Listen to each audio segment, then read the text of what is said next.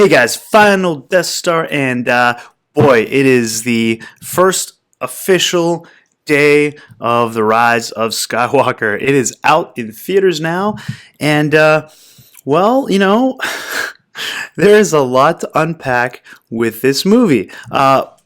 We did a live stream last night. I was honored to be asked to jump on the panel with John Talks on his channel. We did a live stream that lasted 9 hours. I think John went for 9 hours. I came in with the rookie critic, I think at the 2 hour mark. So we did about a 7 hour live stream with him, but he was on for 2 hours before I even got home and got to jump on. So shout out to John Talks and the Rookie Crick and Lonely Banter and Drunk3PO. It was a fantastic live stream. We really we broke it all down. I don't think we missed anything. I don't know. We may have. There's so much in this movie. We may have missed something. But I'm sure there'll be many more opportunities to be breaking all this down. So I'll leave the link to that live stream in the description, and I'll also leave a link to everyone's channel that was in that stream. So it's really good if you've got 9 hours to kill. Hey, take a listen because we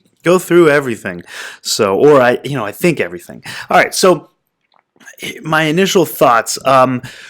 Wow, what a mess of a convoluted story. I don't know. After talking about it for 7+ hours last night, I still really don't understand. It leaves more questions than answers. I'll leave this as a non-spoiler, so I'll do a video later on, maybe in the week with a spoiler review. But so it leaves a lot of questions unanswered. It tries to answer questions in an, I don't know, I think it wasn't a satisfying way to me, and even the answers left questions.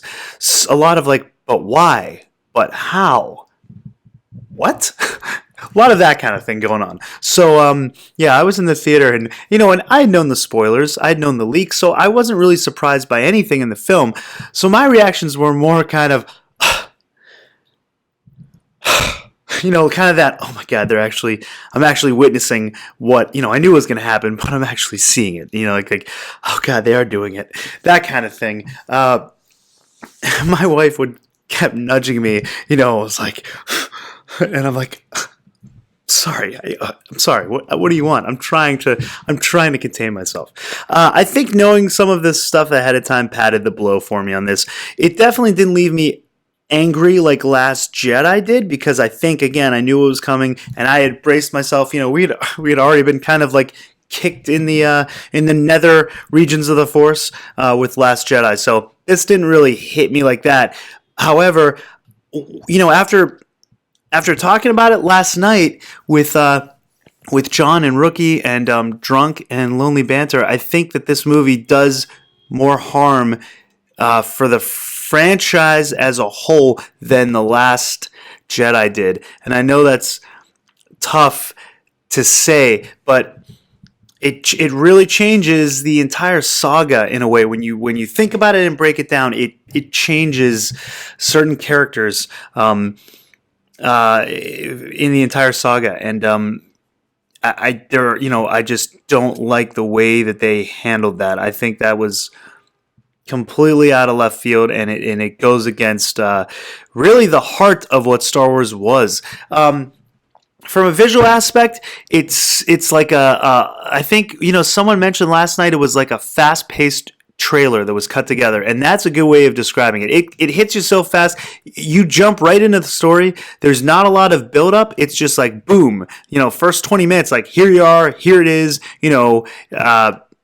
you jump right into it, and it just is like fast paced with a lot going on, and at times you have to kind of stop yourself to think, where am I in the story? Wait, where are they? They were on this planet. They're in this planet. Like, going back and trying to think of all the things they did, I get kind of confused as to which scene was first and what did they...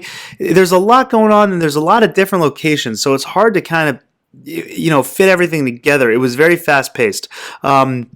And visually, a lot's coming at you at once. There's a lot of flashing lights. I know that there was like an epilepsy warning before this movie came out, and I can see why they put that out, because it's a lot of flashing, strobing, lights. Hard to see some things visually. It's tough to make out some of the shots because there's just so much going on at you. Lightsaber battles, there were a few in there. Choreography, not bad, but not great. It certainly does not live up to the Revenge of the Sith. That lightsaber battle is still, I think, probably the most epic in all of Star Wars. Rivaled by maybe the Duel of the Fates with Maul, but there was nothing that intense in this. Kind of a moment that was reminiscent of Duel of the Fates. It's in the trailer, so it's not a spoiler, but when they're fighting on one of the moons of Endor, outside in the Death Star, and the water's crashing over them. Couple moments that are kind of reminiscent of that. It's like water instead of lava. Couple things they do sort of mirror Obi-Wan and Anakin, but nowhere near like the level of technique and just emotion, that they built with Revenge of the Sith. So, it's a lot of action too. It's very action packed. But that doesn't necessarily mean it's a good thing either. There's the shot in the trailer where, again, not a spoiler, all the ships just show up. You see the Falcon there, that was in one of the TV spots. And it's like, thousands of ships all of a sudden, and it's so much, there's so much there that it's like, where did they all come from? There's a lot going on there. And it's almost too much. So, but I think overall, the biggest thing is the pacing of it is just very quick. It's almost like JJ intentionally threw so much at you to stop you from thinking about it. If you don't think about it, if you just consume the movie, don't ask questions, don't think about it, then, you may walk away thinking it was a fun film. If you turn off your brain and don't think and don't try to make any connections to anything, because that's another problem with the story. It doesn't, not only does it leave a lot of questions unanswered, creates new questions, but it doesn't tie really things together. Some reviews are saying, it ties up everything in a nice little package. No, it really doesn't. It changes a lot of things, and it doesn't really tie back into things. The one problem of this, I think the number one problem is that there was no cohesive story in this sequel trilogy. So, it's already so kind of disjointed that it was, after Last Jedi, it was almost an impossible task, unless you were going to have Luke wake up, and see this all as a Force dream, a Force vision of what could happen had he let, the events of like Last Jedi unfold. Unless that was going to be the case, there's no way to really salvage this trilogy. I mean, it was just so cut apart from that movie, and this movie tries to throw so much like nostalgia in there, and you didn't like this from that movie? Okay, here you go. Oh, you wanted to see this from that movie? Okay, here you go. It's like so much of that kind of fan service, but it didn't feel organic. It was just more like write it in the script so the audience likes it, And I don't know, I guess that works for some people, because right now, it's only been day one, but the audience score for Rotten Tomatoes is not that bad. It's like at an 86%. So, it's higher than I would have thought at this point. 11,000 ratings. So we'll see. I'm sure that'll change a little bit. I don't know, but the critics review is 57. Critics have been very harsh on the film. And IMDb is showing a 6.9 right now with 51,000 reviews. So, and thanks to Drunk3PO. Shout out to Drunk3PO. He brought to our attention in the live stream that there was an article, I think it was Vanity Fair, that was showing that it's flopping in China already. It's flopping in China. It is well behind what The Force Awakens did. So, we'll have to see where the numbers end up after this weekend, and where if the ratings change a little bit from the audience.